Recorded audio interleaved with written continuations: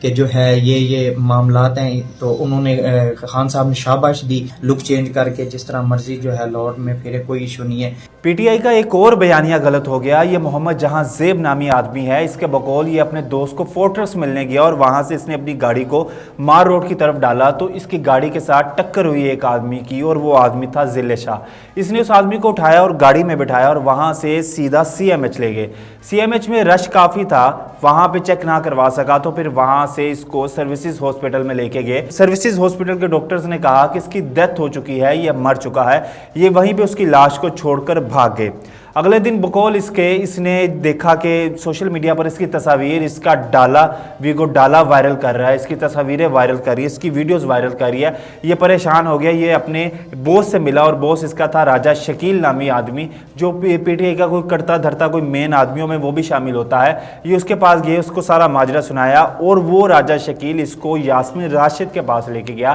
اور پھر یاسمین راشد اس کو عمران خان کے پاس لے کے گئی۔ عمران خان کو سارا انہوں نے یہ ماجرا سنایا، سارا وقوع سنایا، سارا واقعہ سنایا۔ عمران خان صاحب نے اس کو شاباشی دی، شاباش تم نے اس کو مار دیا، شاباش تم نے ہمیں ایک اور ٹاپک دے دیا، ہمیں ایک اور چیز دے دی جس پر ہم سیاست کر سکے، اب ہم ذل شاہ کی لاش کو کیش کروائیں گے۔ عمران خان نے اس کو شاباشی دی، اس کا حوصلہ بڑھایا اور اس کو کہا تم اپنا خلیہ چینج کرو، اپنی داڑھی شاری بڑھا لو، یا اپنا کچھ بھی کر کے نہ بال چال بڑھا کے پورے لاہور میں جیسے مرضی پھرو، کوئی روکنے والا نہیں، کوئی ٹوکنے والا نہیں، ہم تمہارے ساتھ ہیں۔ اب اس کا اعترافی بیان سامنے آیا اور اس نے یہ اپنا سارا واقعہ سنایا جو ہم نے آپ کو بتایا۔ یہ اس نے اپنی ویڈیو پیغام میں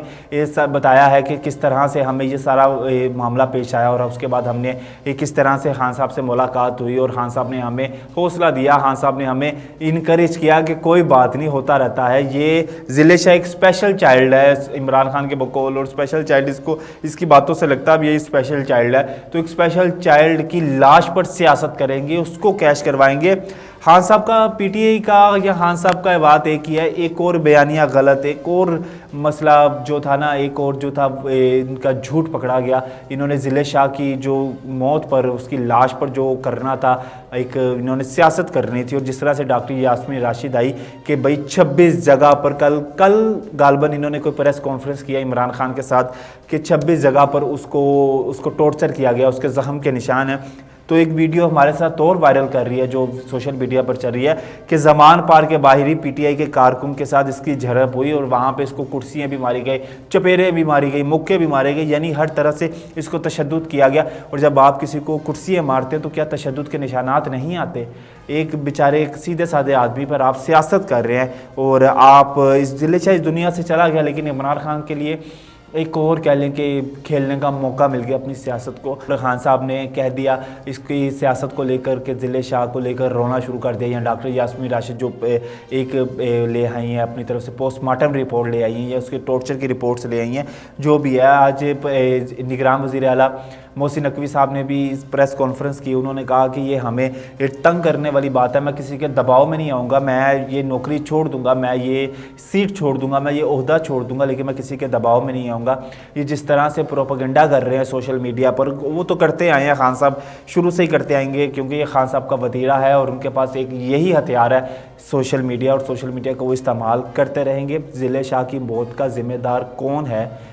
نگران حکومت ہے، عمران خان ہے، پی ڈی ایم ہے، کون ہے یہ تو اللہ ہی بہتر جانتا ہے، لیکن اگر اس کے تانے بانے جوڑے جائیں اور جو اعترافی بیان آیا ہے، جن کی ہلاکت ہوئی ہے، جن کی گاڑی کی ٹکر سے ان کا بیان سنا جائے، اور جو نئی رپورٹس